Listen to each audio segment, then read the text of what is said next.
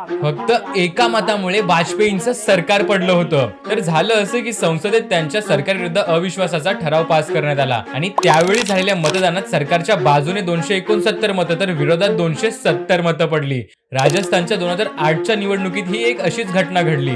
त्यावेळी काँग्रेसचा मुख्यमंत्री पदाचा चेहरा असलेले सी.पी. जोशी यांना मतं पडली 62,215 आणि त्यांच्या विरोधात असलेल्या कल्याण सिंग यांना 62,216 मतं पडली. महाराष्ट्रात प्रत्येक निवडणुकीच्या वेळी फक्त सरासरी 60% एवढंच मतदान होतं. 2019च्या विधानसभा निवडणुकीमध्ये राज्यात सर्वात जास्त मतदान म्हणजे 84% मतदान हे कोल्हापूरच्या करवीर तालुक्यात झालं होतं आणि सर्वात कमी म्हणजे फक्त 40% मतदान हे मुंबईच्या कुलाबा येथे झालं होतं. लोकशाहीबद्दल असं म्हटलं जातं की in democracy people get the government that they deserve. मतदानाचा दिवस हा सुट्टीचा दिवस नसून तो आपल्या कर्तव्याचा दिवस आहे आणि त्यामुळे या 20 तारखेला सर्वांनी नक्की मतदान करा आणि आपल्या एका मताची ताकद काय आहे हे सर्वांना दाखवून